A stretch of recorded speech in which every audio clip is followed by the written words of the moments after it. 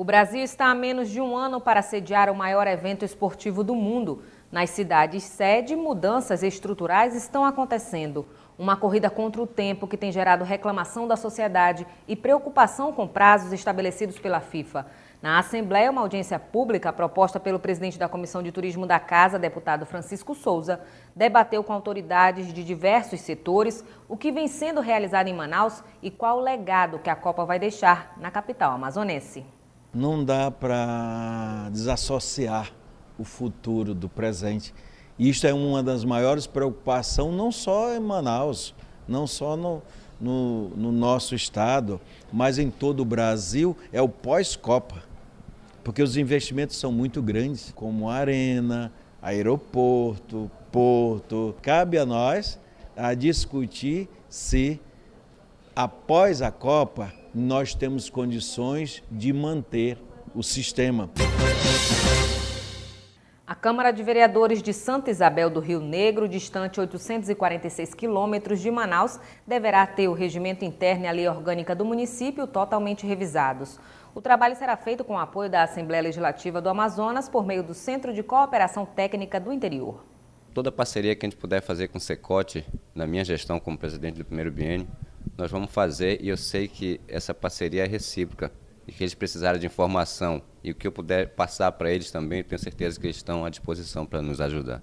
Nós temos hoje aqui na casa um Cecote com uma dezena de técnicos que tentam melhorar a vida da sociedade, a vida dos municípios dentro dos limites do legislativo, né? Auxiliando as câmaras municipais que muitas das vezes nos municípios menores, nos municípios mais carentes, têm dificuldade em ter um apoio técnico. E é esse apoio técnico que nós estamos disponibilizando aqui para esses municípios. Então o município agora, assinado aí o termo de cooperação entre a Assembleia Legislativa do Amazonas e a Câmara Municipal de Santa Isabel, é mais um passo que nós damos para tentar contribuir com o dia a dia do Amazonas e principalmente com o dia a dia do povo que mora nos municípios do interior do estado. O último dia de atividade parlamentar dos jovens deputados começou com uma palestra do presidente da Lean, deputado Josué Neto, e uma sessão plenária à tarde, com votação de projetos, encerrou os trabalhos. Uma das matérias será escolhida para representar o estado do Amazonas no Parlamento Jovem Nacional em setembro deste ano. Esses alunos com certeza vão sair daqui e serão multiplicadores dos cursos que aqui eles receberam, levarão essas informações para as suas escolas e nós estamos aí tentando contribuir com a melhoria da qualidade da consciência crítica dos alunos no estado do Amazonas. Esses jovens estudantes super interessados, motivados, inteligentes, aí tentando cada vez mais se aprofundar, esse tipo de projeto é importantíssimo. Agora nós temos que ampliar isso para que todas as escolas do nosso Brasil ofereçam essa oportunidade. Esse é o dia assim, mais emocionante, que é o dia que a gente vai fazer o debate dos projetos.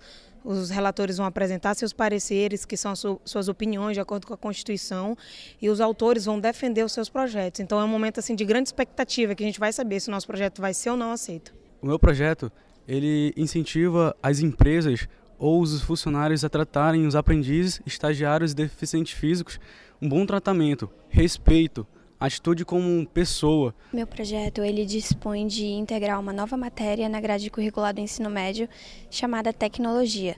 Nessa matéria será trabalhada na primeira série do ensino médio informática, para todos os alunos conhecerem um pouco de softwares e linguagens de programação.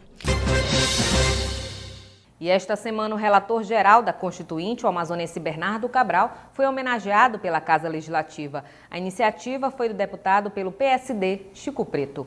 Para o povo amazonense em especial, é um motivo de muito orgulho, porque há 25 anos atrás um amazonense, um deputado federal, que se destacava dentro de 513 deputados, mais 81 senadores, este amazonense, que era deputado federal à época, tomou a relatoria desse processo, que é um marco histórico no nosso país, uma nova Constituição.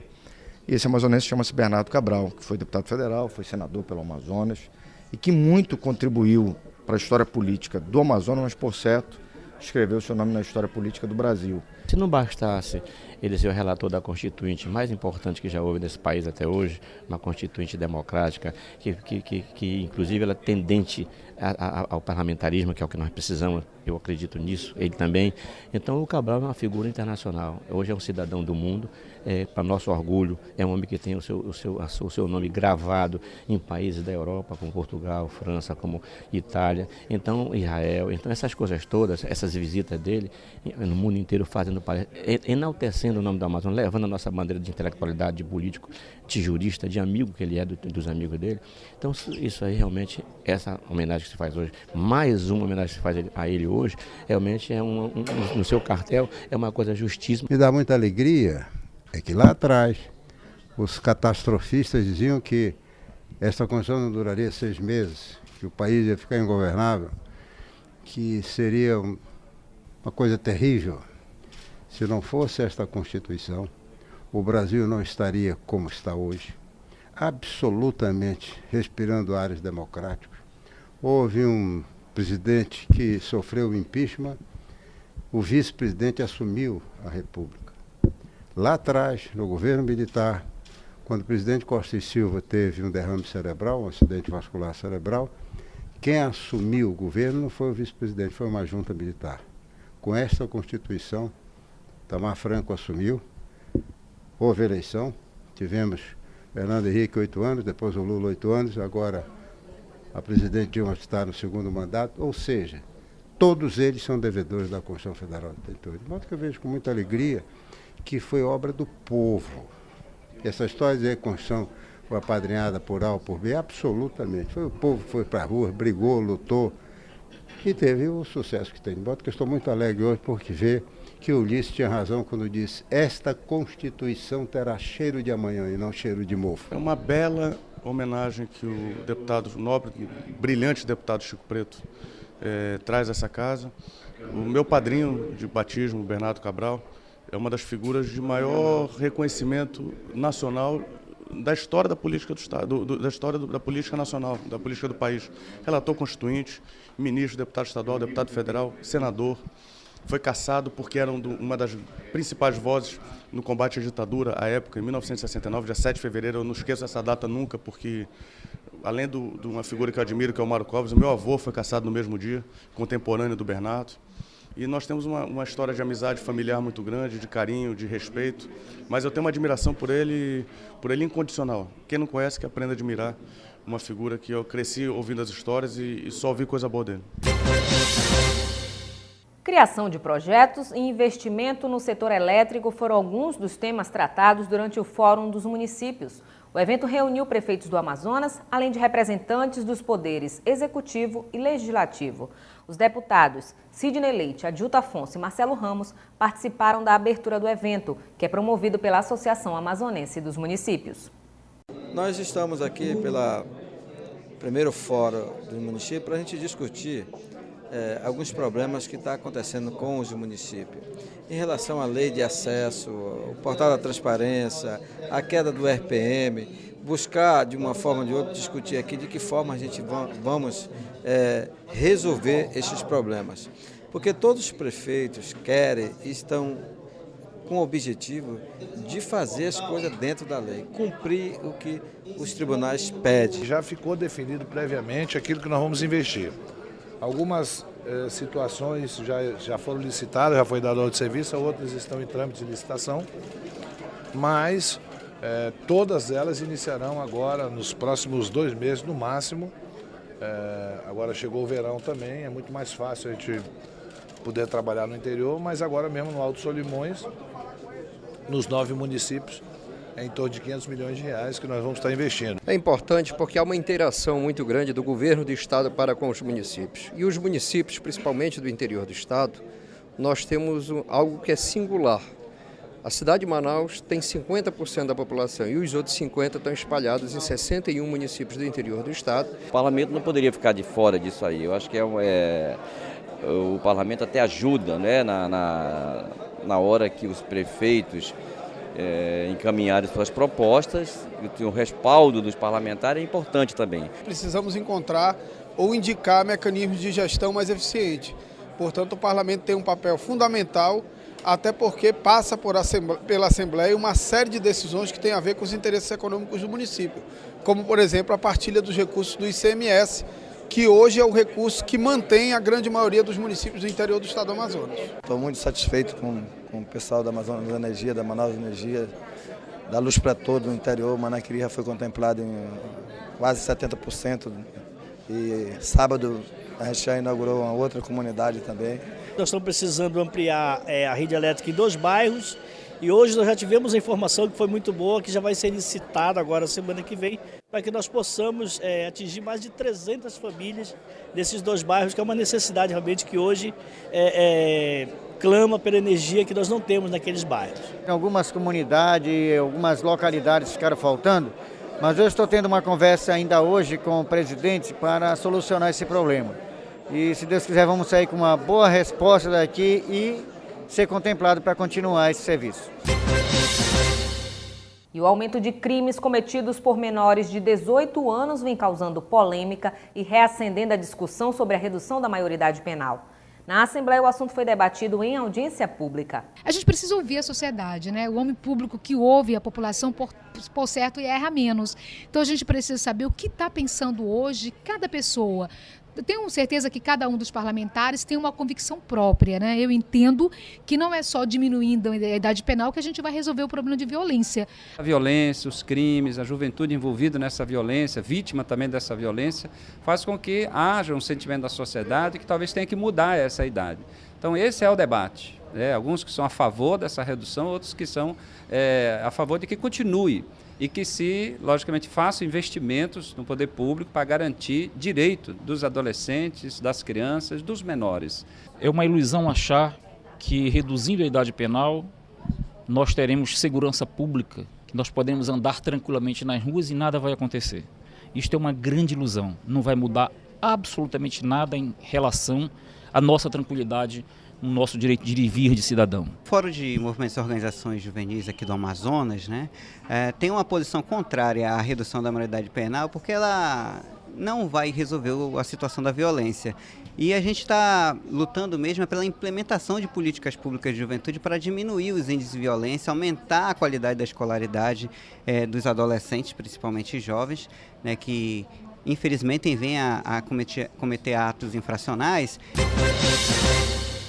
E após denúncias, a Comissão de Defesa do Consumidor da Assembleia fiscalizou esta semana uma empresa de envasamento de água de coco no Conjunto Eldorado. No local foram constatadas algumas irregularidades na manipulação do processo, o que resultou na interdição provisória do estabelecimento.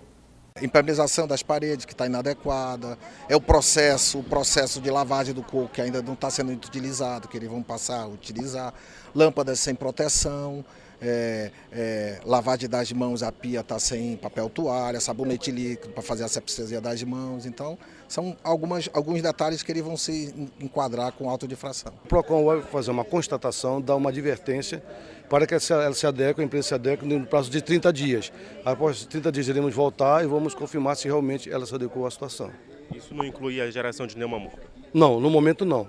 A princípio, o primeiro passo, nós estamos dando uma advertência e dando um prazo para que ela se adeque. A Comissão de Defesa do Consumidor ela tem agido em várias frentes, né? Muitas pesquisas, muitas ações, muitas fiscalizações. E hoje nós fomos às ruas mais uma vez em parceria com a Delegacia do Consumidor, a Vigilância Sanitária e o PROCON, porque nós recebemos aqui denúncias com relação a uma água de coco que estava sendo comercializada nos finais da cidade de Manaus. Nós primeiramente fizemos um levantamento pela comissão, constatamos que esse produto ele foge totalmente às especificações, às determinações e às legislações. A Polícia Federal está investigando no Amazonas irregularidades na emissão do registro administrativo de nascimento de índio, o RANIR. O problema foi denunciado pelo deputado Sidney Leite, que afirma que a desorganização da FUNAI tem contribuído para fraudes na confecção do documento. Ocorre que a FUNAI está desmantelada e nisso aparece alguns aproveitadores, como fica identificado, denunciado na Folha de São Paulo. A Veja traz essa semana de uma pessoa que se passava por indígena, inclusive dava cocar para a presidenta da República, para o ex-presidente da República, ou seja, uma pessoa que se botava como liderança indígena e gozava aí de alguns benefícios. E o que é lamentável? O que é lamentável é que tem pessoas, né, que se utilizam desse instrumento para tirar a RANI, que é o Registro Administrativo de Identificação Indígena. E isso é fruto de quê? Da desestruturação da FUNAI. Quando você chega em alguns locais que você sequer tem estrutura para fazer registros básicos, como livros, como documentos necessários. Então, é preciso que a FUNAI tenha uma atuação diferenciada no estado do Amazonas. O presidente da Comissão de Segurança Pública da Assembleia Legislativa, deputado Cabo Maciel, questionou a medida adotada pela Polícia Militar. De acordo com o parlamentar, há mais de 3 meses, 93 soldados que estão trabalhando nas ruas recebem como alunos, o que equivale a apenas 50% do salário. Se não publicou no Diário Oficial do Estado que eles são soldados da polícia e que eles estão devidamente credenciados a trabalhar, eles não podem estar na rua. Você imagina, você está trabalhando, cumprindo a sua jornada de trabalho como soldado e no final do mês você receber como aluno? O aluno recebe 50% de que um soldado recebe. O soldado já não recebe lá essas coisas. Imagine você trabalhar na rua e chegar no final do mês você ter direito em receber o salário de aluno. Isso aí está ilegal, está incorreto. O governo paga muitas das vezes por uma ação, pelo um erro administrativo da corporação. Você já pensou se numa ocorrência é efetuado um disparo de arma, aonde afete uma pessoa, um meliante? Você já pensou se morre um aluno desse, fardado com a farda da polícia, armado com a arma da polícia, e ele pega um tiro de um bandido e morre? O problema gravíssimo que o Estado vai responder. Por que isso? Por falta de administração na corporação? Está errado. Eles estão trabalhando na rua e armados, fardados e armados. E o deputado Tony Medeiros também anunciou hoje que vai visitar comunidades no interior do estado para orientar moradores nos procedimentos para a criação de novos municípios. Pelo menos 10 novas localidades buscam a emancipação. Qualquer localidade, qualquer uma pode buscar a emancipação. Quem vai dizer se é possível ou se não é possível são as regras dessa lei complementar. O que as localidades buscam nesse momento, através da emancipação? A sua oportunidade de desenvolvimento. E é por isso que a comissão vai visitar todas aquelas localidades que solicitarem a presença da comissão. Irritabilidade, uma tristeza profunda que vai ficando cada vez mais frequente e que deixa a mulher incapaz de realizar tarefas simples. Assim é a depressão pós-parto. Na Assembleia, a deputada estadual Conceição Sampaio apresentou um projeto de lei que cria uma política de atenção às mulheres com a doença.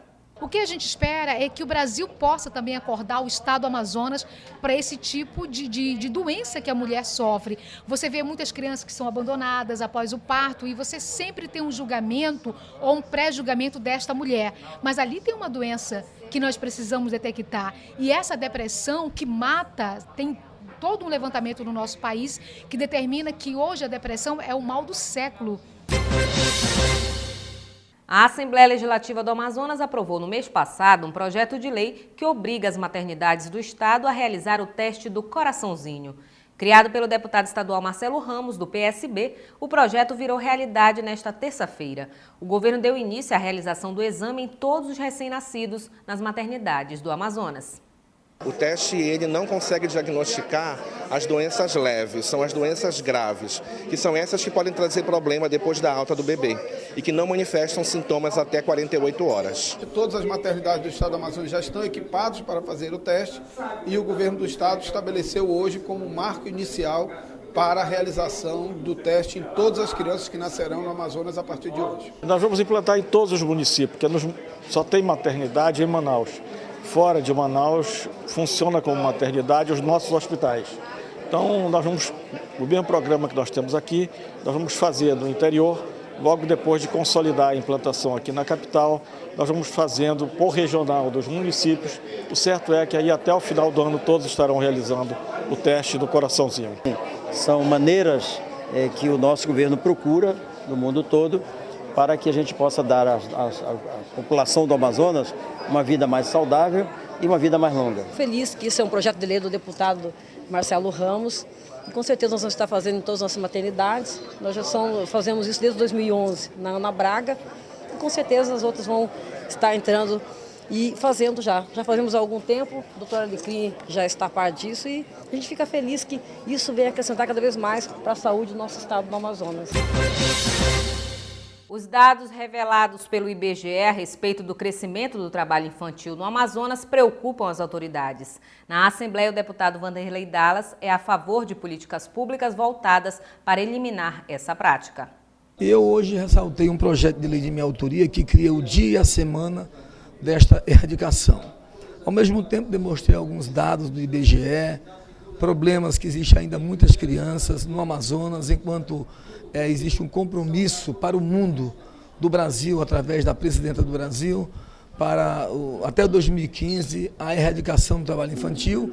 Nós no Amazonas caminhamos ao contrário, apesar de muitas lutas do governo do estado, há uma luta muito grande e nós estamos tentando ajudar de qualquer maneira para a erradicação do trabalho infantil no estado do Amazonas. Boa tarde. Estes foram os principais fatos do Parlamento Estadual na semana de 10 a 15 de junho. Na manhã desta segunda-feira, 17, a Comissão de Constituição, Justiça e Redação da Assembleia Legislativa realizou reunião ordinária para apreciação e votação de projetos. Ao todo, 24 projetos de lei e 4 de emenda constitucional foram analisados pela comissão. Entre eles, o projeto de autoria do deputado Josué Neto, presidente do Legislativo Estadual, que passa a considerar o Festival Folclórico de Parintins como patrimônio cultural e imaterial do Amazonas. A proposta oportuniza ao festival uma série de suportes financeiros e técnicos, inclusive facilitando a criação de museus e centros de documentação sobre a cultura dos bumbás parintinenses. Também entre os projetos examinados esta manhã, um de autoria da deputada Conceição Sampaio, que estabelece a obrigatoriedade de sinais sonoros para deficientes visuais em áreas de travessia de pedestres. Na próxima quarta-feira, dia 19 de junho, o plenário deverá realizar mais uma rodada de esforço concentrado, proposto pelo presidente Josué Neto, para zerar as pautas legislativas. Estas e outras notícias você acompanha no portal da Assembleia e também no telejornal Alean Notícias a partir das 8h30 da noite. Boa tarde e excelente semana para você. Até amanhã.